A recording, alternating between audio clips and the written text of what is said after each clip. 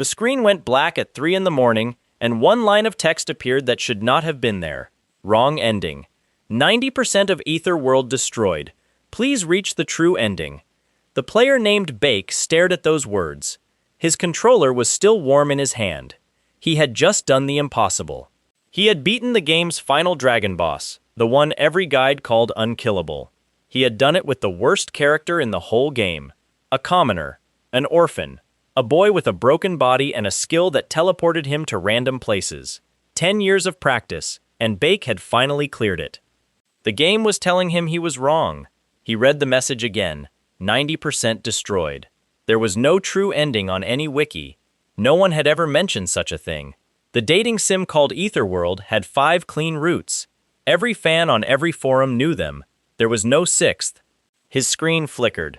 The message did not go away. Something cold slid down the back of his neck. He tried to close the game. The mouse would not move. His keyboard locked up. The lights in the room dimmed one by one. Soft white glow began to leak out of the monitor and fold itself over his hands. His fingers looked wrong, thinner, younger, smaller. His voice caught in his throat as he tried to call for his mother, and no sound came out. The last thing he saw before the world went white was a boy staring back at him from the black screen. Not his own face.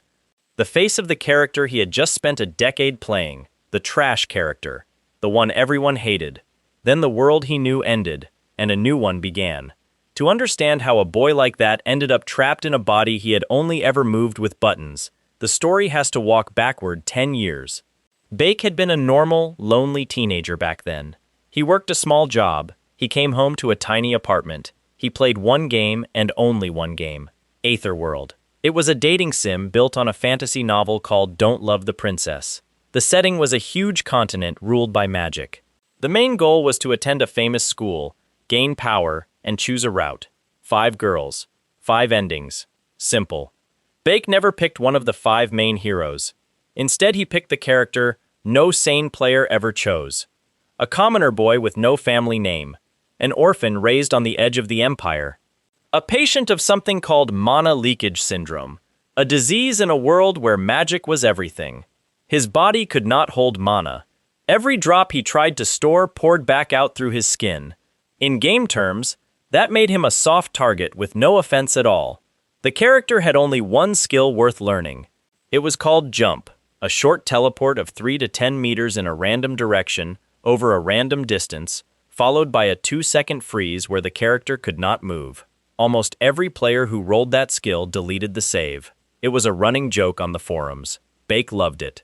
He spent his afternoons and his nights learning how to bend that random skill into something aimed. He built a small chart of every angle it favored. His fingers ached from the timing drills. Bit by bit, patch by patch, he squeezed the freeze down. He learned to point the jump. He learned to chain it. 10 years of one boy pouring himself into a skill the rest of the community had thrown away. Nobody in his life understood. His mother, a kind woman who did double shifts to keep them fed, would smile and shake her head when she found him practicing at dawn. She never told him he was wasting his life. She only asked, sometimes, if the game made him happy. It did. And then one night at 3 in the morning, that same game told him his happiness was a lie. The player who had wasted 10 years on the trash character now had to live inside him.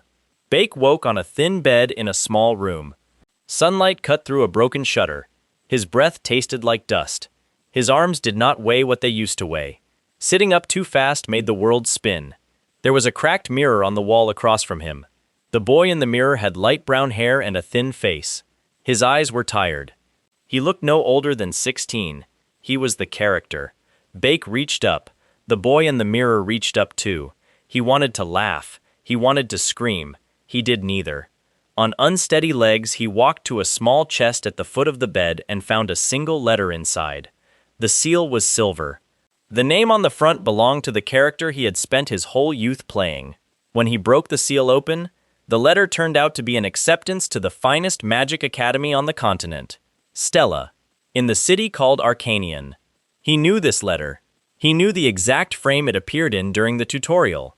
He knew what came next. He also knew that in the game, the tutorial was a chase. His fingers went cold. Somewhere in the character's mind, quieter than a whisper, an old, borrowed memory rose up. a woman with tired eyes bending down to kiss a small boy on the forehead. Her voice, warm, telling him he would become the greatest mage in the world one day. A doctor telling her, later, in a room she thought her son could not hear, that his body would never hold mana. Then a small stone at the edge of a field, with her name on it, and a boy standing there alone with no one left. Bake sat on the floor and pressed his palms into his eyes. He was a player. He was also, now, a boy who had lost his mother twice. Once on Earth, when the game locked him in. Once here, before he had ever really known her. There was no time to cry. He lifted his head because he could hear boots on the stairs. The men who kicked in the door wore no crests. Their faces were covered. Their swords were drawn. In the game, this scene played as a cutscene followed by 3 rounds of turn-based combat. In this body, it happened in seconds. Bake did the only thing his body knew how to do. He jumped. The world blurred. He hit a wall on the far side of the corridor and dropped. The men shouted. His body froze for the 2 seconds he had trained his whole life to erase. His heart was trying to leave his chest. Then the freeze broke, and he blinked again, and this time he was on the roof. Wind tore at his hair. Below him, 4 figures spilled out into the yard. One of them saw him and raised a hand. A ribbon of red fire coiled up toward him. He jumped sideways. He landed in an alley. His knees hit stone hard enough that he tasted blood. The pursuers were fast. Any one of them was faster than his body. But he had 10 years of a skill they did not know how to counter, and they had never fought someone who could teleport. Down through a narrow market he went. Past a mill wheel. He blinked behind one and stole his knife. He blinked behind the next and cut a tendon. Between the last 2, one clean movement, he slit a throat before the man could turn. His hand was slick when it was over. His breath came in short pulls. He looked at his fingers as if they belonged to someone else. The character in the mirror that morning had never killed anyone. The player who now lived inside that body had killed 4 men in the space of a heartbeat. He wiped his hand on the wall and did not look at his palm again. He kept running. The chase pushed him out of the town and into a stretch of pine forest that fell away in a sudden ravine. The gap was too wide to leap on foot. In the game, this was where the player unlocked a small event. In real life, it was just a drop into nothing. Behind him, another squad was already crashing through the trees. His body was burning through its last reserves. He measured the gap with his eyes. His teeth set. He blinked. The distance came up wrong. His feet caught the far edge and slid. His hand snatched at a root and missed. He slipped. Something warm and steady caught his wrist. Above him, a girl in traveling clothes stood on the ridge, her free hand ringed by pale blue light. Her hair was the same soft blue as her spell. She was slim, small, and older than she looked, and her eyes were carefully unreadable. She hauled him up and set him on his feet in silence. Her only glance went to the trees, where his hunters were still tearing through the brush. She lifted her palm. A pulse of blue light rolled through the pines and dropped every hunter to his knees like a sack of grain. She did not give him her name. She only mentioned that she was going to Arcanian, and asked if he was going the same way. Bake nodded, because his voice was not something he trusted yet. He had no idea, standing on that ridge with the ravine still smoking behind him, that he had just met the true heroine of the game. He had no idea that she had already decided, without saying so, that he was worth watching. The viewer, though, might guess. The road to Arcanian was long. The blue-haired girl kept her name to herself. She traveled light and slept lighter. She let Bake walk beside her as if he had always been there. About the 4 dead men in the town behind them, she asked nothing. About his name, she asked once, and he gave the character's name without thinking. Out of the corner of his eye, he watched her. Her spell earlier had dropped 6 armed men without effort. She was too young to have moved like that on her own. She had trained somewhere the world did not know about. Her speech had the shape of a person who had learned a language from books rather than from voices. Now and then, when she thought he was not looking, she frowned at a passing sign as if she were checking a memory that came from a different place. Something in his chest tightened at the thought. She was another traveler like him, pulled out of another world. Not from the same one, maybe, but close. They joined a small mage caravan headed the same way, and boarded an airship at a river town.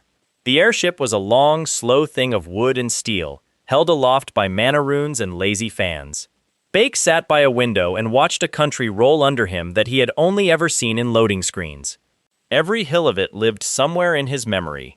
He still could not believe he was inside it. A commotion broke out at the far end of the deck. A tall, pale woman in a red cloak was screaming at a small girl in her care. The girl had orange hair and eyes the color of embers. She stood very still and let herself be shouted at. Bake knew that stance. It belonged to a child who had learned that reacting made it worse. He also knew the girl's face. He knew her name. Bea of Adelevit, a princess. In every rout of the game she died before the ending. He did not stand up. He did not step in. He wanted to. The woman finished her tantrum and stalked off. The girl breathed out very slowly and turned back to the window as if nothing had happened. Years of memory told him what the child was carrying inside her. A dead older sister who had burned to death from a family curse. A mother who took her failure to save that sister out on the daughter who lived. A slow poison in Baya's own blood that promised to eat her body before she saw 30. Bake watched her thin shoulders and tried not to think about how badly he wanted to rewrite her ending too. Beside him, the blue-haired girl noticed him looking. She said nothing, her mouth curved with a small, private kind of smile. The airship reached Arcanian at sunset. The city of magic rose out of a bowl of gold light. Towers of white stone spiraled up in impossible curves. Runes moved along their sides like slow fireflies. Stella Academy sat at the center of that bowl, huge and quiet, its main tower open to the sky. Even in a body that could not hold mana, Bake felt the pressure of the place in his lungs. There was more raw power in one district of this city than in every game screen he had ever loaded. Shouldering his small pack, he walked into the school with the other applicants. He did not look back to see whether the blue-haired girl followed. He was one boy in a crowd of 1,141. By the school's records, he was very last on the list. The placement test was famous. Every applicant sat in a huge white hall and had 1 hour to answer 100 questions. 97 of them were normal. 3 of them were not. The 3 special questions had never been solved by any student in the school's history. They were included, the proctors said with polite smiles, so no student ever mistook the school for a place he could master. They existed to break confidence. Bake sat down at his desk. He looked at the paper. Turning past the first 97, he went straight to the special 3. He was a player who had watched other players brute force those questions across 10 years of forum posts. Every failed attempt was in his memory. So was the one lucky data mine that had leaked what the intended answers were. Nobody in the game had ever reached the correct 3. Nobody in this world knew what the game had once whispered to its most obsessive players. He did. Without hesitation, he wrote the answers down. He signed his paper. He handed it in with 50 minutes to spare. The proctor at the front of the room raised an eyebrow. Nobody left early. He accepted the paper anyway. Around Bake, the other students bent over their tests with sweat on their brows. A red-haired boy from a minor noble line whispered his family name at his own paper as if that would help. A dark-eyed girl to his left was already crying quietly into her sleeve. None of them looked at the boy in the middle, who had answered 3 questions no one else had ever answered and walked out. The results were posted the next morning. The list of new S-class students was carved onto a marble slab in the main courtyard. Applicants shoved forward to read it. There were exclamations, gasps, one polite scream. When the crowd broke apart, a name at the very top of the list stood alone. The boy who had entered the academy at rank 1,141 had, one night later, been placed at the top of the top class of Stella Academy. A hush fell across the yard. A junior professor scanned the slab and turned pale. 2 second-year students at the edge of the crowd began to whisper behind their sleeves, and at the far side of the courtyard, a tall, cold woman with silver hair and eyes as sharp as blade tips read that name once and read it again, and let out a soft sound that could have been a laugh. That woman was Silvar of Adelevit, elder half-sister to the girl from the airship. She had come to congratulate her younger sister on entering the school. Instead, she had found a commoner boy with no family name at the very top of the S-class list. She marked his name in her mind. She did not know yet why she should hate him. She only knew that he did not belong there. A hostile eye had turned on Bake. It would not be the last. He read his name on the slab and felt nothing for a moment. Then the crowd's eyes slid onto his back like water. In this world, no one knew who he was. To their gaze, he was a boy with no house, no coat of arms, no mana, and no right to stand where he stood. Picking up his bag, he walked into the main building without meeting anyone. The S-Class hall was on the highest floor. He climbed the stairs alone. His breath still shook. Inside the classroom, he found what he expected. The room was huge and airy, with tall arched windows and desks made of black polished wood. The other students had already claimed their seats. There were 20 of them. Bake recognized every face. He had read their profiles 100 times. Prince Jeremy Scarvin sat at the front, one long leg crossed over the other, a small polite smile fixed on his lips. His eyes moved over Bake with the flat attention a man might give a stray dog on a clean floor. A young man with dark hair and a bored expression lounged near the window. Matus, half demon. The game had labeled him unbeatable. He was the class ceiling. As Bake stepped in, the boredom in Matus's eyes flickered, and something like curiosity settled into it. Near the back sat the girl from the airship, Baya of Adalivit. She met Bake's eyes for one whole second and then looked away, as if being seen at all was too much. She had chosen the darkest corner of the room. In the second row sat the blue-haired mage, except her hair, now, in a clean uniform, was not blue. It was pale silver, a small trick of light or a small trick of magic. He did not know yet which. She sat straight-backed and calm. Her fingers played, once, with the corner of her notebook. She still did not turn to him. Her name on the class roll was Flame. Later he would learn that Flame was the game's true heroine. Later he would learn she had suspected him from the moment she saw him blink across a ravine. Later he would learn that she was not a native of this world either, and that a small hunted piece of her had been hoping to find someone else who had come the same way. For now, she watched him take the last empty seat, and pretended she was not watching at all. The instructor at the front cleared his throat. He was thin, tired, and did not seem to enjoy being assigned to the top class. In the driest voice a man could produce, he congratulated the students on their placement. Then he told them that in 3 days' time, the school would hold its staff succession ceremony. The old staffs of the previous S-Class would be laid out on a stone altar. Each staff would choose its own new bearer, or refuse to choose at all. It was an old, sacred rite. Every student in the room, he added with a thin smile, was expected to receive a staff. That was, of course, the tradition.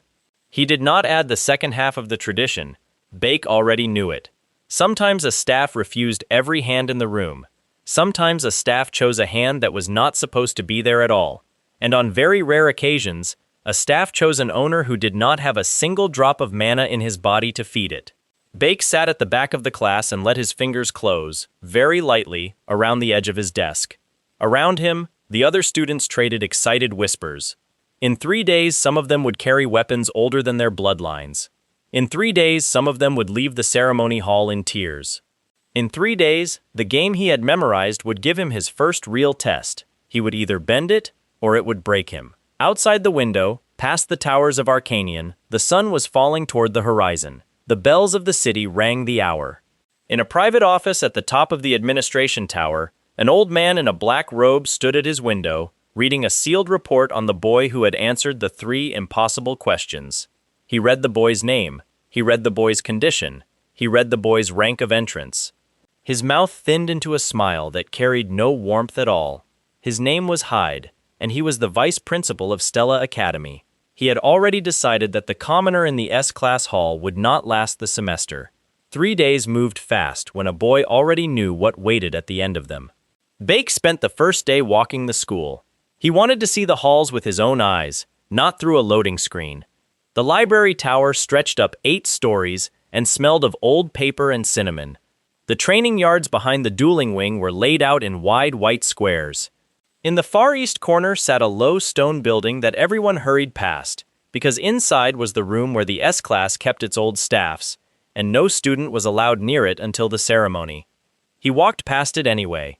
He wanted to feel where his feet were about to stand. On the second day, he barely left his room. He sat on the thin mattress with his knees pulled up and he sorted through the character's memory. It came in pieces, the way a dream returns in the shower. A childhood in a small stone house on the edge of a wheat field. A mother who baked bread on cold mornings. The word syndrome falling out of a doctor's mouth like a stone into a well. A funeral held on a rainy afternoon, and a small boy standing at the edge of a grave with no shoes on because he had grown out of his last pair. Bake pressed his hand to his mouth and cried. very quietly, for a woman he had never met. He did not know if the tears belonged to the boy or to him. He did not think it mattered. On the third day, the bells of Stella rang at dawn, and every student in the S-class hall walked out into the courtyard together for the staff succession ceremony. The stone altar in the ceremony yard was old, older than the school, older than the empire. It sat in the center of the courtyard under a wide roof of white marble, and on it lay 20 staffs from the previous graduating class. Some were plain, some were bound with silver wire.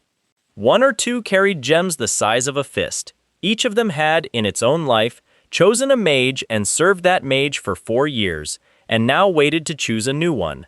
The tradition was simple. Each student walked past the altar. The staffs that stirred were the staffs that had chosen. Each student walked away carrying his match.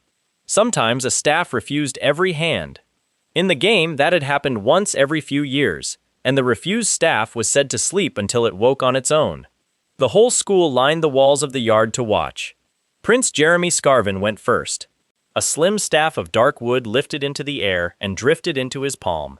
Applause rolled through the crowd. He inclined his head, polite, unsurprised. A second year with a haughty face stepped up next. Nothing moved. He waited. Nothing moved. The crowd began to shift on its feet. The boy's face went the color of ash. He was Edmund Adilac's cousin, and the staff at the end of the row, a heavy silver-banded one that had once belonged to Edmund's father, sat perfectly still for him. Then a hand fell on that same staff from the wrong side of the altar. Mattis had walked around the outside of the line. Nobody had noticed him move. He picked up the silver-banded staff, weighed it in his palm as if he were considering buying an apple, and let it choose him. The stone in its top glowed once and stayed lit. The cousin's eyes bulged. Mattis stepped back with a bored smile that did not reach his eyes. Somewhere in the crowd, at the second-year balcony, Edmund Adilac's face turned the color of raw meat.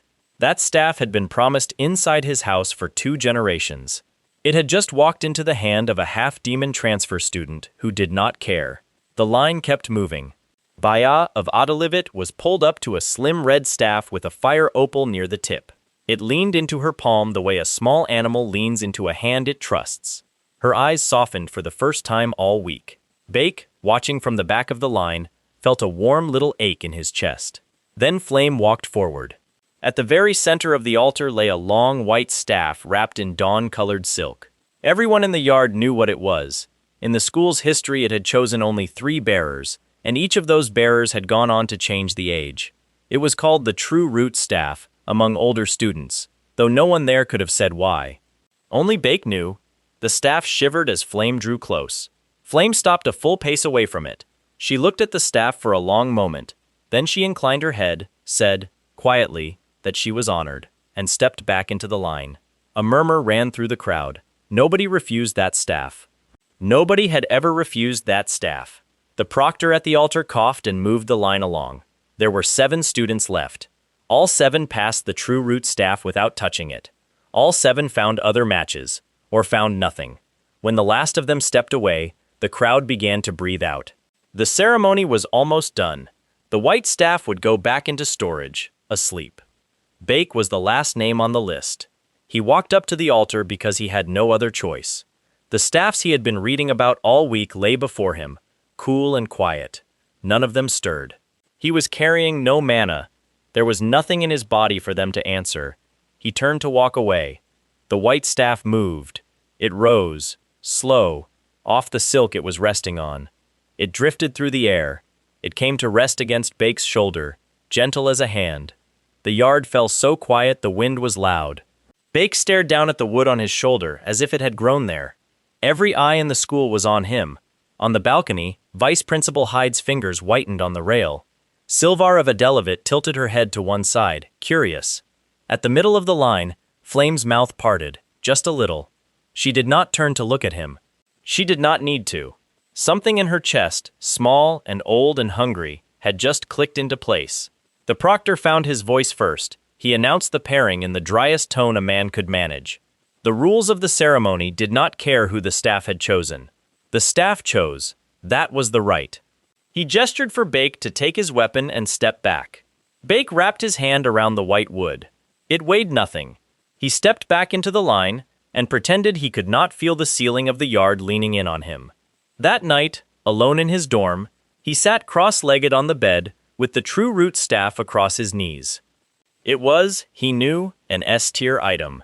Any noble house in the empire would trade a small estate to own it. Any mage in the S-class would give a limb for it. To Bake, in that body, it was useless. He could not feed it. The staff needed a hand that leaked power into it. His hand leaked power the wrong way. In his fingers, this weapon would do nothing but glow prettily and gather dust.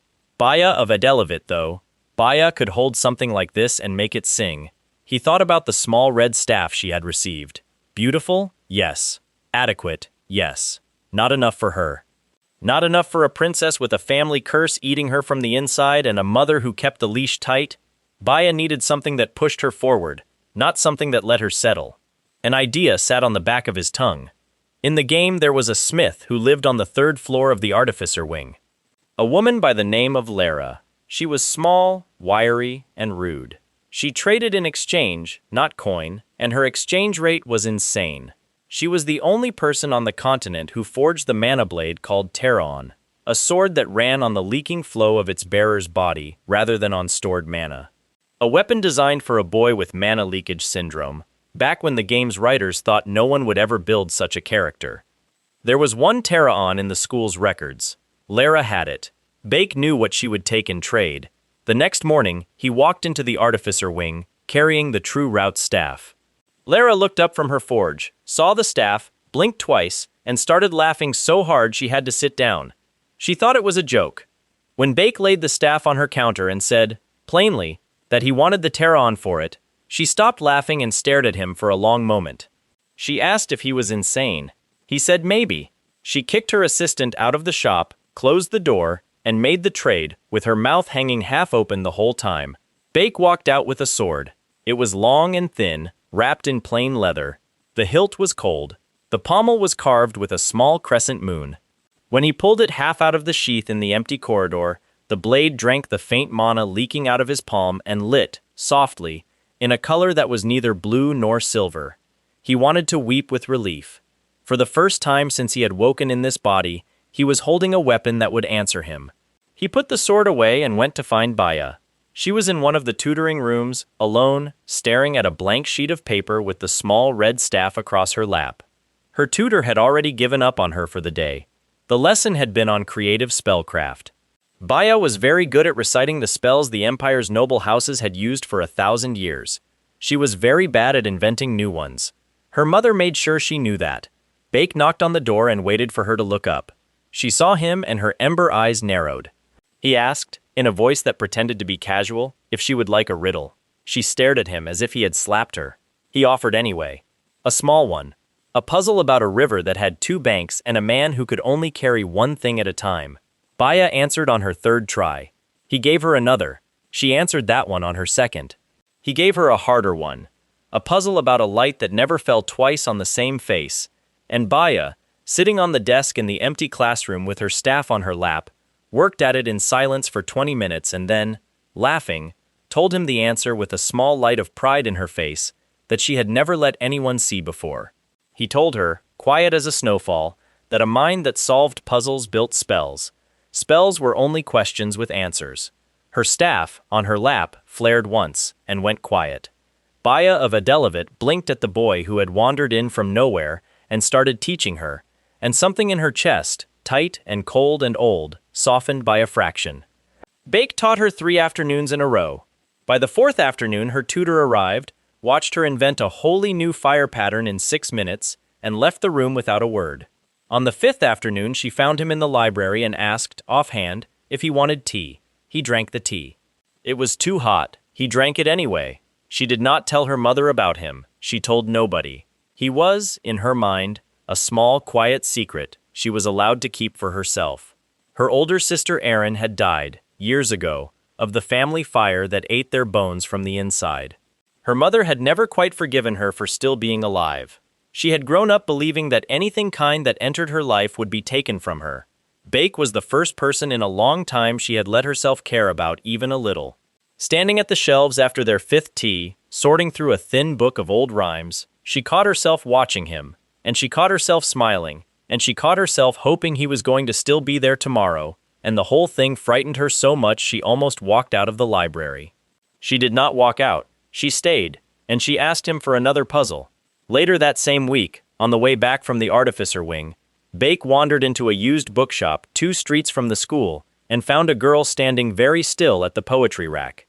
She was small and thin. Her hair was the color of old wheat. Her eyes were the pale green of a shallow river.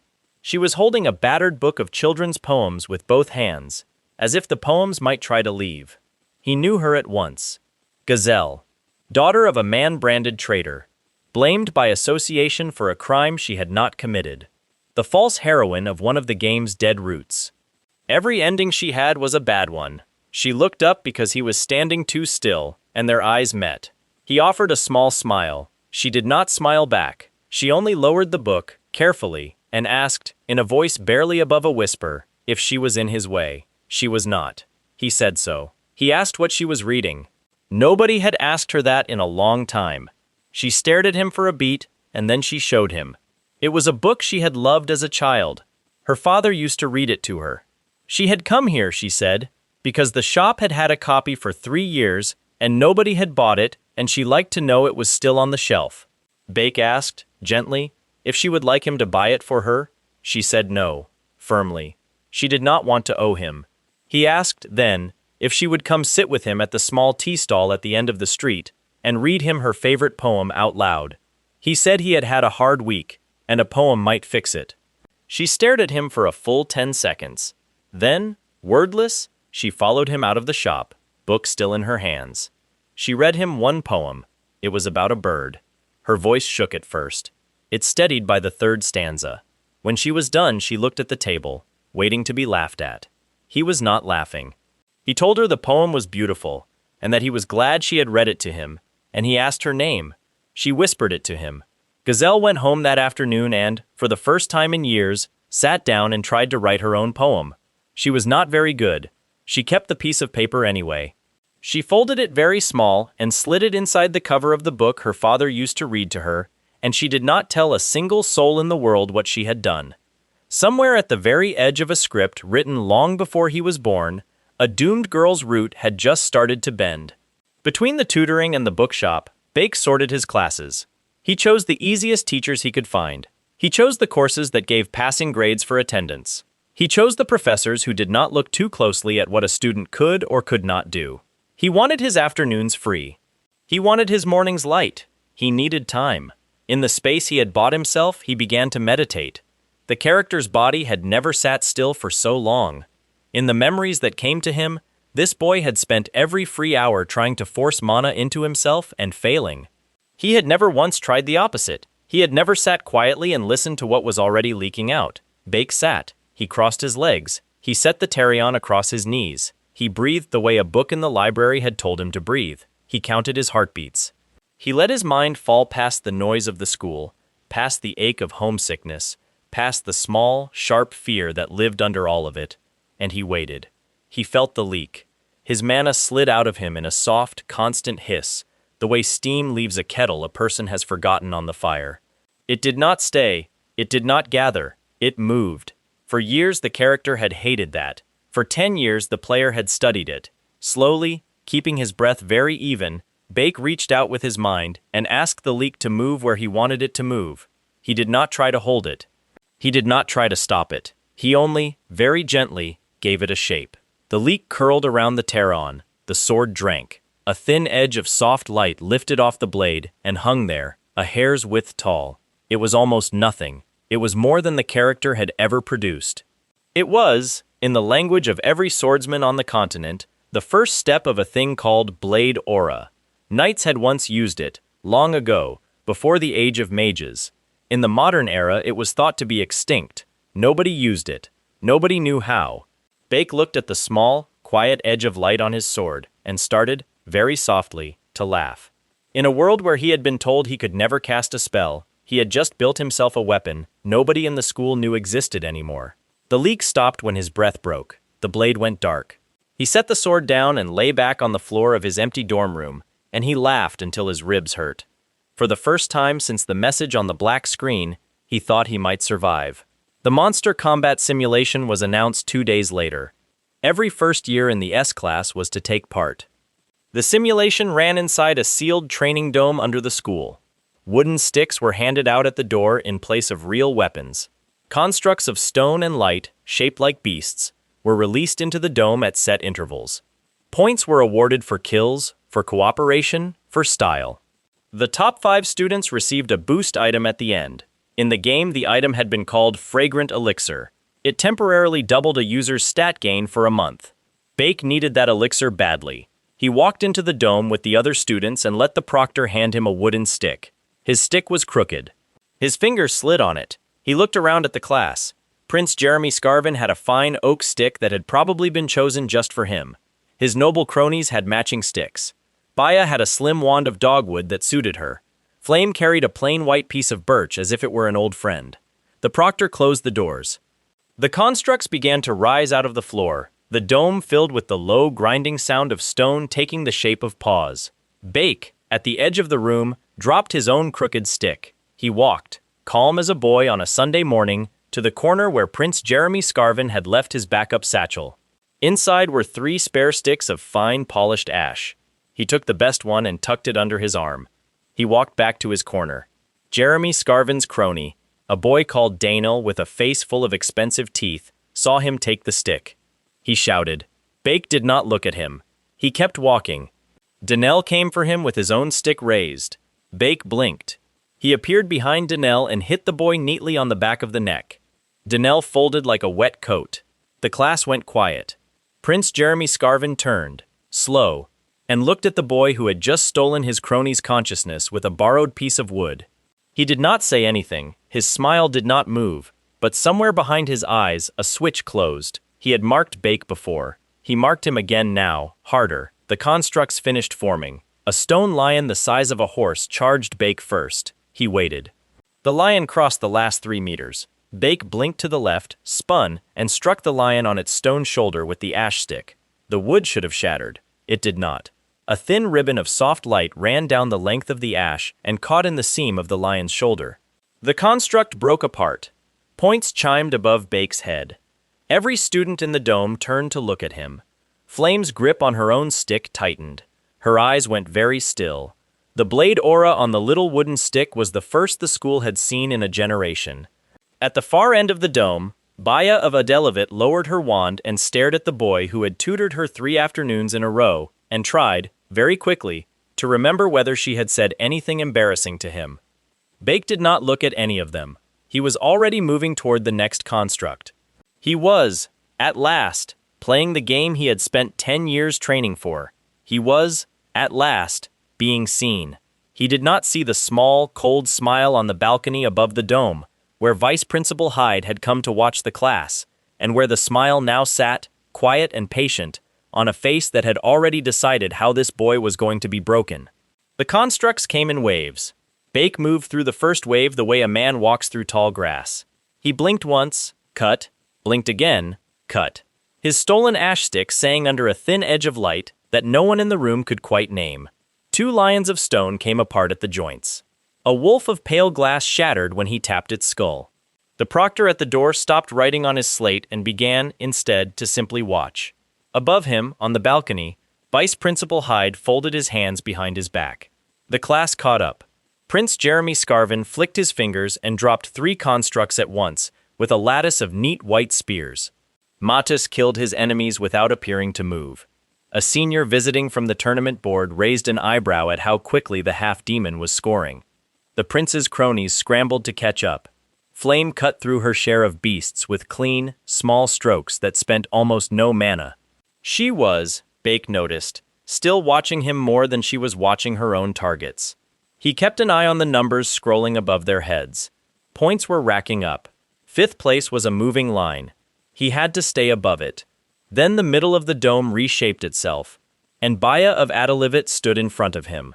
The proctor had rolled the simulation into a pair phase. Every student was matched with another. Points would go only to the winner. Bake looked at the small red staff in Baya's hands, and at the ember light already curling around her fingers, and he understood at once that the proctor had done this on purpose. A princess of a fire line matched against a boy who could not hold mana. It was the kind of match designed to end a career in one round. The class shifted forward to watch. Baya's ember eyes went wide when she saw him. She had not known, going into the phase, that her partner would be the boy who had brought her puzzles. She lowered her staff a fraction. Her mouth opened. She was about to concede. Bake shook his head, small, so only she saw. He was not going to let her do that. He knew what happened to a princess of a doomed line who threw a placement match. Her mother would hear about it before the week was out. There would be a slap. There might be worse than a slap. Baya carried enough weight without adding a favor from him to it. He raised the ash stick. Baya's eyes flickered, hurt and confused. And then, because she was still a princess, they hardened. Her staff lit. A ring of small firebirds spun into being around her shoulders and shot at him. He blinked sideways. The birds passed through the space he had been in. He landed to her left and closed the distance in one step. Her ember eyes tracked him. She threw a fan of red heat between them. He blinked through the fan and touched the ash stick, gentle, to the side of her wrist. The touch was almost nothing. The blade aura along the stick brushed her sleeve. Baya's fingers opened. The staff dropped. Her wrist was not hurt. The aura had only pressed on a nerve, the way a good swordsman knew how to. Her staff hit the floor with a small clatter. The fire around her guttered and went out. The class did not make a sound. Baya of Adalivet stared at her empty hand, and then at him, and then at her hand again. She did not understand what had happened. In her whole life she had never lost a match to anyone who did not use fire back. She had certainly never lost a match to a boy with no mana at all. He picked up her staff, gently, and handed it back to her. She took it without a word. Her cheeks, under her fire-red hair, went a color that was not quite embarrassment and not quite something else. She turned very fast and walked back to her side of the dome. Somewhere above them, on the balcony, Vice Principal Hyde's smile stayed exactly where it had been. Only his fingers, behind his back, tightened once. Prince Jeremy Scarvin, at the far end of the dome, glanced from Bake to Baya and back, and his careful, courteous smile shifted a hair. He had, in that moment, decided that the little commoner boy was going to be a problem for a lot longer than a semester. The simulation ended 2 rounds later. The proctor read the top 5 names off his slate. Bake's name came 5th. He collected the small vial of fragrant elixir at the door and put it in his pocket, and he did not look at anyone. Flame's name was 2nd. Mattis was 1st. Jeremy Scarvin was 3rd. Baya was 4th. Baya did not look at Bake as she took her vial. She looked at his back, though, all the way to the door. The alchemy conflict began the next morning. Alchemy was taught by a tall woman named Majera. She wore black and green robes that swept the floor. Her hair was pulled back so tight it changed the shape of her face. She had 2 students she loved and 30 students she tolerated, and she carried a special, quiet dislike for anyone she suspected of getting into the school on charity. Any orphan, any commoner, any girl with a bad family name. Gazelle was on her list. Bake sat 2 rows behind Gazelle the first time he saw Majera go for her. It was a small thing, at first. Majera glanced at the ingredient tray on Gazelle's bench, sniffed, and told the class that some students still did not seem to understand the difference between a green root and a green weed. She did not say Gazelle's name. She did not have to. Gazelle's shoulders came in a little. The next class, Majera picked up Gazelle's mortar, examined it, and said it looked like a garden shovel. She dropped it back on the bench a little too hard. Gazelle's hands shook. She did not raise her eyes. Bake watched the 3rd class carefully. Majera moved down the rows and stopped at Gazelle's bench again. This time she picked up Gazelle's finished mixture, held it up to the light, and told the class that some students should think about whether they belonged in this school before they wasted the professor's ingredients. Then she turned, in one smooth motion, and threw the mixture in the sink. Gazelle stopped breathing. Bake stood up. He did not shout, he did not slam the desk. He only walked, unhurried, up the aisle to Majera's front bench and, with a small polite smile that did not go into his eyes, asked her, very clearly, if she would like to test his mixture too. Majera turned, slowly, and looked at him. Her eyes were the color of a lake with something drowned in it. She smiled back. It was a smile with a lot of teeth. She asked him where he had learned to interrupt a professor. She asked him where a commoner boy had gotten the idea he was allowed to speak in her class without being called on. She asked him whether he thought the school's mistake in placing him with the S class made him equal to real students. He waited until she was done. Then he set his own mixture on her bench, and he said, again, in the same polite voice, that he would be very interested in her professional opinion of it. The class did not breathe. Majera's smile went thin. She picked up his mixture. She held it up to the light. She sniffed it. She poured a drop of it onto her testing plate, and the drop, in the smallest, quietest way, hummed a color that meant it was correct. Her hand closed on the flask. She threw his mixture in the sink too. Then, in the same voice she had used on Gazelle, she told the class that some students seemed to think a lucky answer on a placement test made them alchemists. She marked him a 0 for the day. She marked Gazelle a 0 for the day. She turned her back on both of them. Bake sat down. He had, on purpose, put himself between Magera and Gazelle. For the rest of the class, Magera did not look at Gazelle once. She looked, instead, at Bake, and she looked at him with the patient, cold attention a snake gives a rat that has walked too close to a wall. Gazelle looked at him too. Her hands stopped shaking. 2 days later, the alchemy class had a group project. The assignment was a mid-level potion whose recipe was written on the board in Magera's own handwriting. 4 groups of 5. Bake ended up in a group with Gazelle and 3 other students who did not want to be there. The other 3 were nervous. Nobody in the school wanted Magera's attention on their table. Bake looked at the recipe on the board. His fingers went cold. The recipe was wrong. He did not think it was a mistake. He knew Magera's real handwriting from the game. Every ingredient in the list had been shifted 1 line down. The measurements were off. The order of the steps had been rearranged. The potion the recipe would produce was a poison. It would not kill. It would burn the drinker's throat and make him sick for 3 days. It would humiliate any group that made it. He looked, very carefully, at Magera at the front of the room. She was pretending to sort her notes. Her eyes flicked, once, up to his group, then away. She had done this on purpose. She had done it to punish him. And Gazelle, at his table, was the collateral damage. He turned to his group and, very quietly, told them that the recipe on the board was wrong. The nervous 3 stared at him. One of them, a boy from a small merchant house, whispered that they could not just decide the recipe was wrong. That was Professor Magera's board. That was not a suggestion. Gazelle, at his elbow, looked from him to the board and back. Bake said, very softly, that if they followed the board, they would make something that would make them sick. He said he could give them the real recipe. He said, in the same quiet voice, that they would have to trust him. The nervous 3 did not know what to do. Gazelle put her hand, slowly, on the corner of the table and told the group that she trusted him. That did it. The nervous 3, seeing the girl who had been humiliated 3 classes in a row, put her name on the line, went along with it. Bake wrote the correct recipe on a spare sheet of parchment. He passed the ingredients around. He walked Gazelle through the tricky 3rd step, where the measure of moonleaf had to be exact, and he watched her hands, once they steadied, move with a precision the class had not known she owned. He guided the 2 boys through a small trick with a heated stir rod that saved them almost a minute at the end. He let the 5th member, a shy girl who had never spoken in class, handle the final pour, because the pour was the easy part and she needed a win. At the end of the hour, the 4 groups presented their potions to Magera.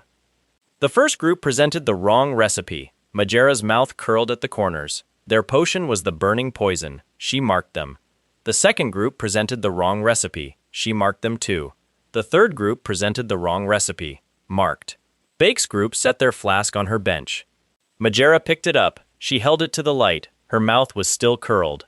The potion was correct. Her mouth flattened. She sniffed it. She tested a drop. She looked, for a long second, at the parchment on which Bake had written the true recipe. She looked at Gazelle, whose small, pale hands were folded in her lap. She looked at the shy girl who had done the final pour, and whose eyes were wide with a kind of quiet joy she had never expected to feel in this classroom. Magera set the flask down very carefully. She marked the group with an A. She could not do anything else. 3 groups had produced a poison from a board she had written. She could not, in front of the class, admit that her board had been the poison. She could not, without ruining herself, punish the group that had made the correct thing. She marked the A. She said nothing. She turned away, and her hand, at her side, closed into a fist tight enough that her nails cut her palm. Somewhere in her chest, in the small dark place where dark magic already ate her from the inside, something bit. Bake felt her mana ripple, once, and go still. He kept his face very calm. He had, on purpose, planted a seed in her that afternoon. It would grow later. He was patient. Gazelle, at his elbow, looked at her A on the parchment as if the ink might disappear. She smiled. It was a very small smile. She hid it quickly with her hand. But it had been there, and it had been real, and Bake, watching her out of the corner of his eye, felt a small, warm ache in his chest. 2 afternoons later, Gazelle was on her knees in the school's herb garden, weeding because Majera had given her extra chores for a mistake she had not made, and Bake found her there and sat down in the dirt beside her without a word. He did not offer to help pull weeds. He did offer her a small pastry from the tea stall. She took it. She did not eat it right away. She held it in her palm as if it might vanish. She asked him, in a voice barely louder than a breath, why he had helped her group, why he had put himself between her and Majera 3 classes in a row, why he had bothered. He thought about how to answer her. He said, at last, that the world had already decided a lot of things about her without asking her opinion.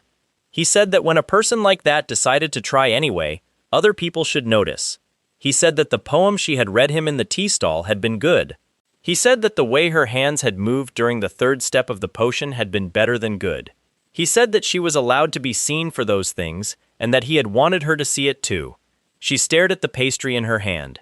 She asked, in a whisper, whether she could really become someone. He said she already was someone. She was quiet for a long time. She said, in a voice that was almost too small to hear, that when she was little her father used to tell her she could be anything. Her father was not a good man. He had done terrible things, but he had told her that, and after he had been taken, no one had ever said it to her again. Not once, not in 6 years. Bake said her father had been right about one thing, at least. Gazelle laughed, once, wet, and rubbed the back of her hand across her eyes. Something in her chest, small and old and cold, cracked open. Around her wrist, in the herb garden, a thin curl of pale mana lifted off her skin. She did not notice it. It rose, slow, into the air above her palm. It spun. It shaped itself. It formed, out of soft light, a single small crystal flower. It hung there for a moment, the size of a coin, and then it drifted down and settled, gentle, in her palm beside the pastry. Gazelle looked at the flower in her hand and stopped breathing. Bake, beside her, kept his face very still. In the game, Gazelle's crystal flower was a late-tier spell. It appeared on her sheet only if a player took her doomed route to its bittersweet ending, and only then, in the last few hours of the story. Nobody in Stella's history had produced it in a first-year garden. She had produced it because someone had, at last, told her she was allowed to. She stared at the flower. She stared at him. She opened her mouth to say something, and no words came out. He told her, quietly, that she should hold on to it. She closed her fingers, very slowly, around it. The flower did not vanish. She sat there in the dirt of the herb garden with a first miracle in her palm, and she did not cry, but her breath shook, and for a long moment she could not lift her head. Bake, beside her, thought about a small boy at the edge of a grave with no shoes on, and a small girl in a bookshop holding a book she could not afford, and he thought that perhaps, of all the things this game had asked of him, this had been the one worth staying for. He got up. He brushed the dirt off his knees. He told her he would see her at tea. She nodded, still not trusting her voice. She held on to the crystal flower for a long time after he had gone. The last piece he had to slide into place that week was Alicia. She was, on paper, an assistant alchemist in the university wing next to the school. 22 years old. Bright. Overworked. She had been Professor Majera's assistant for 3 years. In that time, she had done the work of 2 full researchers and gotten the credit for none of it. The papers she wrote appeared under Majera's name. The formulas she solved were signed with Majera's stamp. The one time she had asked, quietly, for her name to appear as co-author on a small paper, Majera had laughed for a full minute and then told her that assistants did not have names. Bake found her in the university library, one evening after dinner, sitting alone at a long table under a small lamp. She had brown hair pinned up in a loose knot and glasses that were slipping down her nose. There were ink stains on her fingers. She was working on a formula that had gone unsolved for 300 years. Every mage in the world knew of it. It was called the random sequence convergence, and it was one of those problems that a young alchemist tried once, failed at, and never touched again. She had been working on it, in secret, for 2 years. Bake sat down across from her. He did not introduce himself. He looked at her scratch paper. He looked at the line she had crossed out. He looked at the line under it that she was about to cross out too. He picked up her pencil. He asked her, gently, if he could show her something. She stared at him. She was tired enough that she did not have the energy to say no. He rewrote her second line. He did not solve the whole formula. He was not going to give her the answer. He only shifted, on her scratch paper, one small piece of the setup. He changed a variable from one place to another. He rearranged 2 terms. He handed her back the pencil. He said the piece she had been chasing was not in the sequence. It was in the frame around the sequence. He said if she looked at the frame the way she had been looking at the sequence would tell her what it wanted. He got up. He said goodnight. Alicia stared at the scratch paper for a long time. Then she picked up her pencil, and, very slowly, she began to write. She did not sleep that night. By dawn, she had solved the formula. She did not tell anyone. She sat in her small room at the top of the university wing, with her hands trembling on the paper, and stared at the numbers as if they might change back into the mess they had been. They did not change. The random sequence convergence was solved. In her handwriting, on her paper, she thought, for a strange, dizzy moment, of the boy from the library. She did not know his name. She did not know his school. She did not know why he had walked in and shifted her whole life sideways with 3 lines of ink. She only knew that she had been walking, for 3 years, under a woman who had crushed her, and that somewhere in her chest, this morning, something had straightened. She was not going to hand this formula to Majera. She was going to present it herself. She did not know, yet, that the boy who had helped her was already 3 moves ahead of her. She did not know that the presentation of her formula, at the coming alchemy conference, was going to become the moment a certain professor's public career ended in front of a hall full of witnesses. She only knew that, for the first time in 3 years, she was going to sign her own name. Bake walked back through the dark streets to his dorm room, and Arcanian was quiet around him. He thought about how much he had already changed. In the game, Bea had died in every route. In the game, Gazelle had died in every route. In the game, Alicia had lived a small, sad life as an unnamed footnote in a professor's biography. He had been in this world only a handful of weeks, and all 3 of them were now, in small, quiet ways, walking a road that did not lead to those endings. He also thought, honestly, about how much he had not yet touched. Jackie was still alive.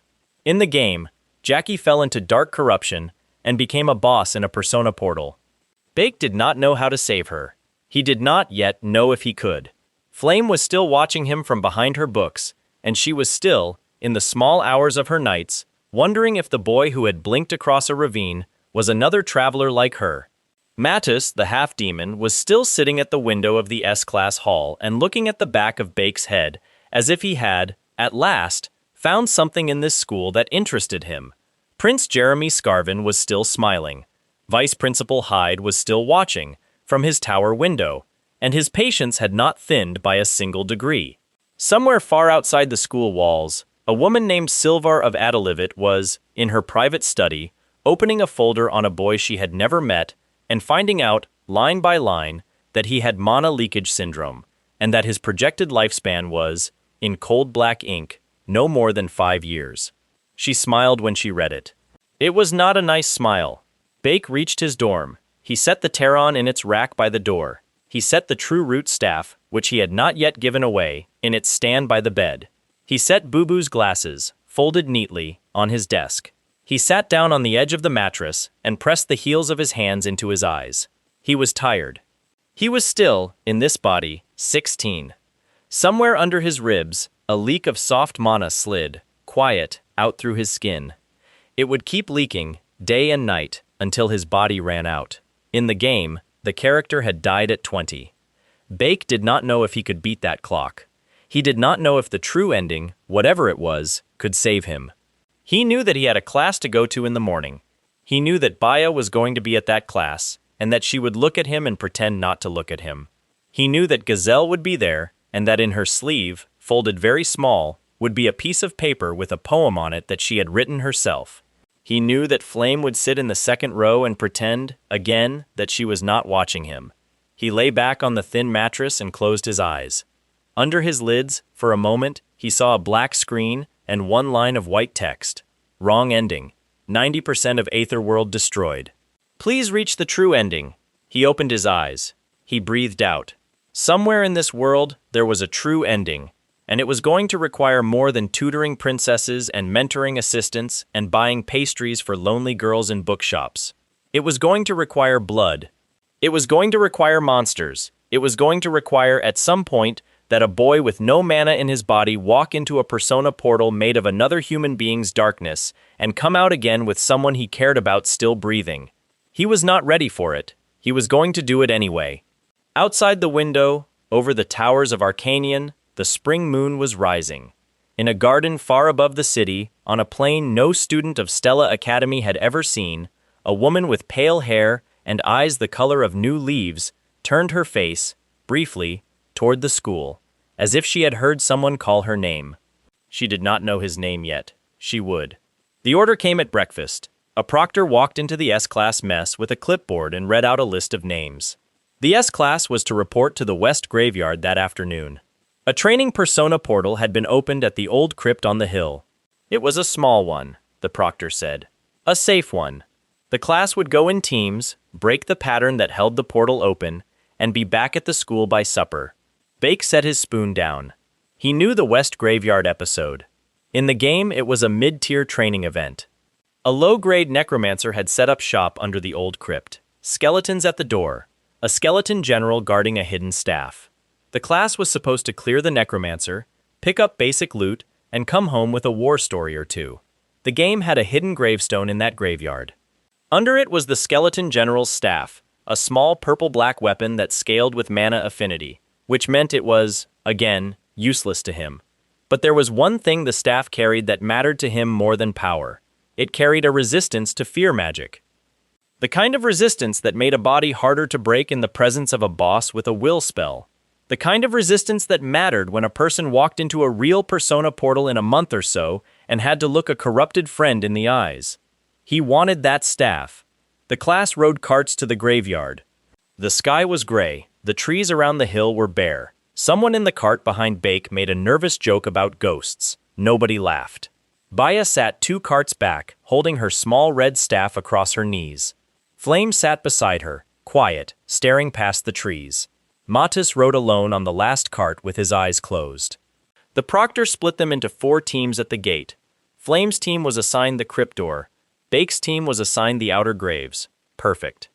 He led his team, which was 3 other students who looked at him like they were not sure whether to be relieved or scared, along the north wall of the graveyard. He counted headstones as he walked. In the game, the hidden grave was the 7th in from the corner, and its name was a common one. So common a first year would not think to check it. He stopped at the 7th grave. He looked at the name. He looked at the moss on it. He knelt. His teammates asked what he was doing. He said quietly that he was going to move the stone. They stared at him. One of them said grave desecration was a punishable offense at the school. Bake said the school could punish him later. He put his shoulder against the stone and pushed. It moved. Under it was a small hollow. In the hollow was a bundle of black cloth. Inside the cloth was a slim, dark, purple-veined staff about as long as his forearm.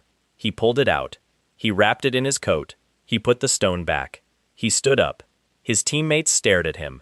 He said they should keep moving. They kept moving. The scream came from the crypt half an hour later. Bake heard it from the north wall.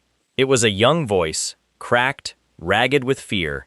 It was the voice of a student who had just seen something a first year should not have seen. He was already running. The crypt door had been broken open. Flame's team was inside. He hit the doorway at speed and skidded down the stone steps. Terra-on in one hand, the newly wrapped staff still hidden inside his coat. The air under the crypt was cold. It smelled of old iron. He came out into a low stone hall. The training necromancer was standing at the far end. The proctor's brief had lied. He was not a low-grade necromancer. He was a 5th-level threat. In the school's own rating book, he would have been listed as a targeted extermination priority. Somebody at the school had sent a first-year class down here to fight a boss who should have been fought by a captain. Bake looked at Flame across the room.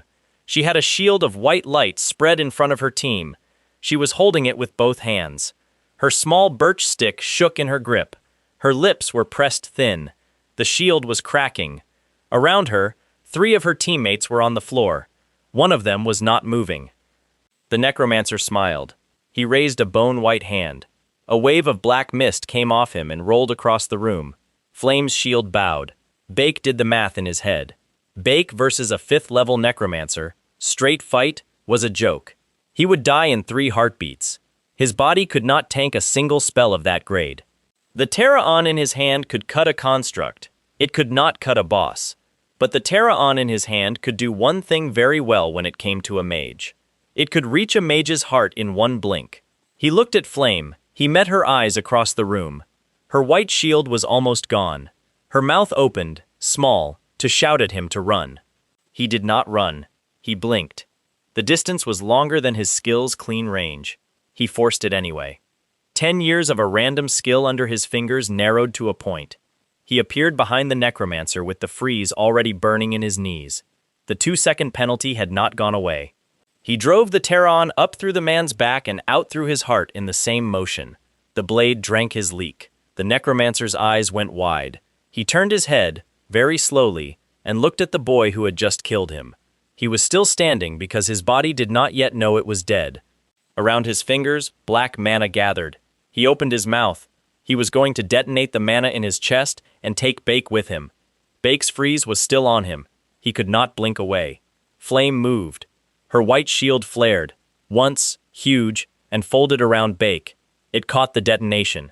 It held it for a second and a half, while the black mana in the necromancer's body screamed and burned and tried to eat everything in the room. The shield cracked. It held. It held a second longer. The necromancer folded into ash. The black mana died with him. Bake's freeze broke. His knees went out from under him. He hit the stone floor with the Terra-On still in his hand. His fingers were locked around the hilt so tightly he could not feel them. Flame was on her knees too, her birch stick fallen beside her, blood at the corner of her mouth from the pressure of holding a shield past its rated grade. Across the crypt, her eyes found his. They looked at each other for a long moment. Neither of them said anything. She was, in that moment, no longer wondering whether he was another traveler. She was wondering whether he had, on purpose, walked into a suicide to keep her team alive. She was wondering, quietly, whether he already knew that he could not afford to die. Bake, on the floor, could not tell her any of it. His body was shaking. His mouth tasted of iron. He could not lift his sword arm. He met her eyes and, small, he smiled at her. Flame closed her eyes. Something in her chest, tight and old and very careful, cracked half an inch. The proctors did not tell the truth about the incident. They wrote up the report as a training exercise with an unexpected complication. They gave no names for the necromancer. They did not say 5th level. They did not say that a first-year student had killed a boss of that grade with a suicide strike and a 2-second freeze he should never have survived. The school held an awards ceremony 3 days later in the main hall. Every first year was present. Every second year was present. The staff sat on a raised platform at the front. Vice Principal Hyde sat at the far end of the platform, with his hands folded on his lap and his face polite. At the center of the platform sat the principal himself. His name was Elwin Welton. He was a small, round, cheerful-looking man with a thin ring of white hair around a bald head and a habit of blinking a lot. He looked like an uncle who baked bread on weekends. He was, on paper, a 9th-class mage. In the language of the world, that meant the peak of humanity. Older students called him, in whispers, the Massacrator. In a war 20 years ago he had, alone, cleared a battlefield of 6,000 armored soldiers in an afternoon. He had walked off the field with dust on his boots and had, that evening, asked for a plain cup of tea. He looked up from his notes now, in the main hall, and blinked at the assembled students with a small, pleasant smile. He read out names, he gave out small medals, he said kind things. He shook hands. He came, at last, to Bake's name. He set his notes down. He walked, in his small, unhurried way, down off the platform, and he crossed the whole length of the hall, and he stopped in front of Bake, and he looked up at him because Bake, thin as he was still a hand's width taller. He asked, in a voice a little louder than needed, whether it was true that this student had killed a 5th-level necromancer in the West Graveyard 3 days ago. The hall went very quiet. Bake did not know what to say. He said, small, that he had been lucky. Elwin nodded, thoughtful. He said luck was a fine thing. He said it was not, on its own, what killed a 5th-level necromancer in one strike. He shook Bake's hand. His grip was warm. It did not squeeze. He said, in the same pleasant voice, that he would like this student to come to his office sometime for tea. The hall did not breathe. At the far end of the platform, Vice Principal Hyde's face did not move. Only his knuckles, on his lap, went white. Elwin walked back to his seat. He picked up his notes. He read out the next name as if nothing had happened. Bake stood there in the hall with the principal's warmth still on his palm, and a cold trickle of sweat running down between his shoulder blades. He had, in front of the whole school, been noticed by the strongest mage in the world. He had, in front of the whole school, made a lifelong enemy of the man at the other end of the platform. Both of those things had been necessary. Both of those things were going to cost him. He sat down in his row and did not look at anyone. Baya, 3 rows away, did not look at him either, but her small red staff, on her lap, glowed once, very softly, as if her mana had jumped without her permission. Flame did not look at him. Flame did not have to. She had already decided, in the crypt, that her whole read of the boy at the back of the class was wrong. Gazelle, at the very back of the hall, looked at him with her hand pressed over her mouth, because she had never been near a person the principal had personally walked across a hall to shake hands with, and she did not know what to do with the feeling in her chest. Mattis, at the window, opened one eye and looked at Bake and thought, very quietly, that things in Stella Academy were about to get interesting. The principal's tea came 2 evenings later. Bake sat on a small stool in a warm study filled with books and small clockwork toys, and Elwin poured him a cup of tea with his own hands. The old man asked him questions that did not sound like questions. He asked whether he liked the school. He asked whether he had made friends. He asked whether the graveyard incident had frightened him. Bake answered honestly. He said yes. He said a few. He said very much. The old man nodded at every answer. Then he set his own cup down and said, in the same pleasant voice, that he had a small favor to ask of Bake. He said that he had, once, when he was younger, drunk a particular kind of tea in a small town on the North Road. He said he had loved that tea more than any tea he had ever drunk. He said he had lost the recipe. He said he would very much like to have it again. He said if Bake, in his travels, ever heard of it, he would appreciate very much being told. Bake looked at the old man's face. He knew this tea. In the game, it was a hidden collectible, the Lucci tea recipe. A player found it in a small side quest in Year 3. Bake had it in his head, whole, exactly. He said, very carefully, that he might, in exchange, have a small favor to ask of the principal. Elwin blinked, delighted. He said trading was the pleasure of an old man. He said he would be very happy to hear the request. Bake said he would like to learn a specific piece of magical technology, a spatial enchantment used to make small pocket dimensions inside bags. In the Empire, the technology was locked behind 3 noble houses. No student could get access. The principal could. Elwin blinked again. He was still smiling. Somewhere behind his eyes, however, a small, careful light lit up. He said the boy had asked for something worth quite a lot more than a cup of tea. Bake said the recipe he had was, in his humble opinion, worth quite a lot more than a cup of tea. He wrote the recipe out on a small piece of paper. He slid it across the desk. Elwin read it once. He read it again. His hand, holding the paper, trembled just a little. His eyes went, for a second, very far away, to a small town on the North Road, 40 years ago. He looked up. He said the trade was accepted. He said he would have the spatial enchantment schematic on Bake's desk by the end of the week. He said, in a voice softer than the one he had used before, that the boy in front of him was going to have a very interesting life. Bake smiled, small, and drank his tea. It was too hot. He drank it anyway. He did not go back to his dorm that night through the main gate. He walked around the long way, through the second-year quarter, because he wanted to think. The corridors were dim. He walked with his coat pulled around him, and his mind full of tea and spatial enchantments, and the small, careful light he had seen in the principal's eyes. He turned a corner and almost walked into a girl. She stepped back. He apologized. He looked up. She had dark hair and a nervous smile. Her name in his head was Jackie. She was Flame's friend. A quiet, warm second year who had known Flame since their first week at the school. In the game, in a few months, Jackie was going to fall into dark corruption. She was going to become the boss of a real Persona portal. She was going to be killed by her own friend and never come back. She looked at him with a small, polite smile and asked if he was Bake, the first year everyone was talking about. He said he was, she said, in a warm voice, that Flame had mentioned him. She said her name was Jackie. She held out her hand. He shook it. Her hand was warm. Her smile was genuine. Under it, quiet as a whisper, small threads of something dark moved through her mana. It was not corruption yet. It was the door corruption walked through. It was envy, patient and old, of a friend who shone brighter than she did without trying. Bake let her hand go and smiled back at her. He thought, quietly, about how much he would give to save her. He did not know, yet, whether he could. He wished her a good night. She wished him one back. He walked past her down the corridor and did not look over his shoulder, because he knew if he looked, he would see her standing there watching Flame's shadow at the far end of the hall, and he did not want to carry that image to bed.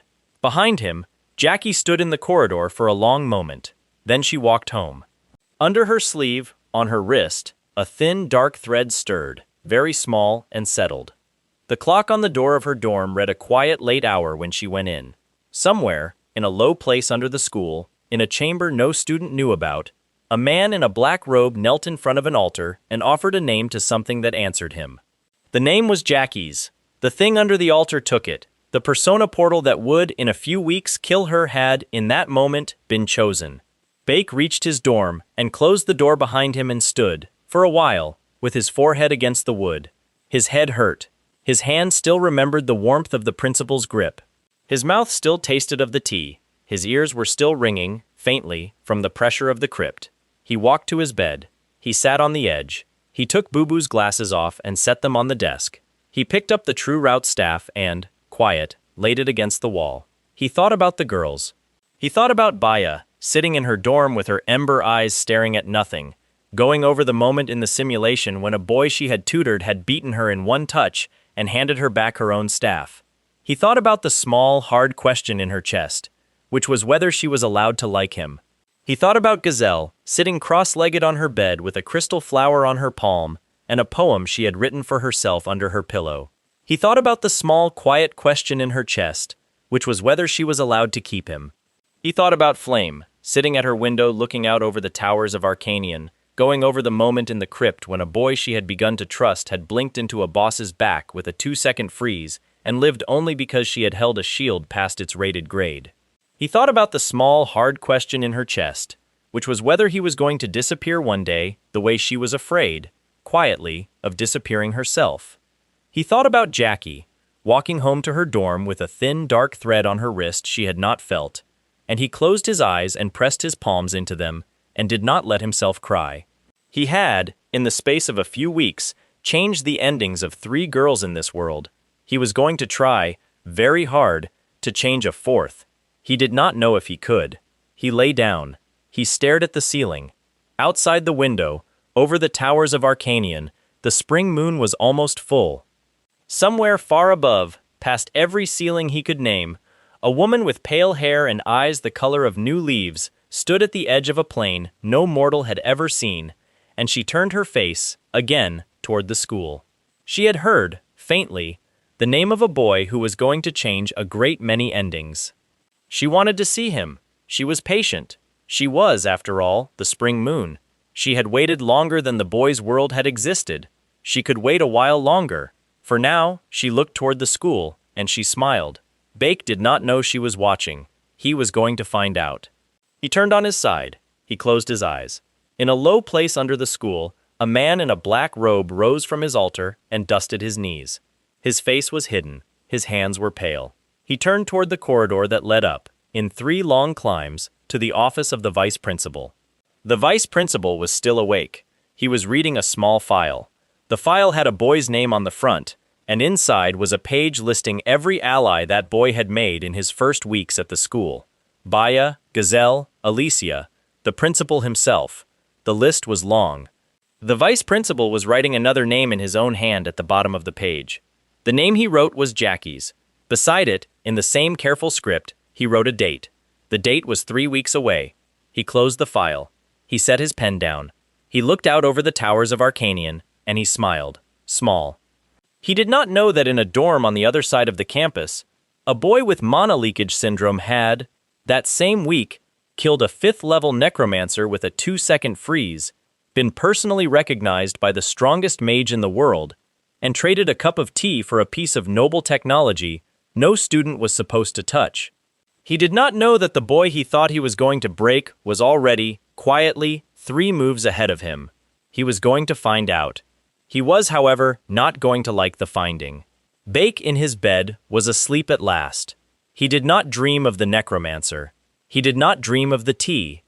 He did not dream of the crystal flower in Gazelle's palm, or the ember light in Baya's eyes, or the small hard question in Flame's chest. He dreamed, for a moment, of a woman with tired eyes leaning over a small boy on a cold morning to kiss him on the forehead, and telling him he was going to become the greatest mage in the world one day. In the dream, the boy in the bed was not the character. The boy in the bed was him. He woke a little, in the dark, with tears in his eyes. He did not know whose they were. He did not think it mattered. Outside the window, the spring moon slid, slow, behind a thin cloud. Somewhere in the graveyard on the West Hill, the training persona portal, closed for a week, quietly began to open again. It was very small at first. It was the size of a coin. It hung in the air above the 7th grave, where a boy had knelt 3 days ago to move a stone. Nobody saw it. The threads inside it, when it opened, ran, if a person could have followed them, all the way to a dorm in the 2nd-year quarter, where a girl named Jackie was asleep with her hand curled under her cheek. They tightened around her wrist. She did not wake. The portal, above the grave, closed. It would open again, larger, in 3 weeks. When it did, a boy with leakage syndrome, a princess with a family curse, a false heroine with a crystal flower in her palm, and a true heroine with a white shield were going to walk into it together. Only 3 of them were going to walk out.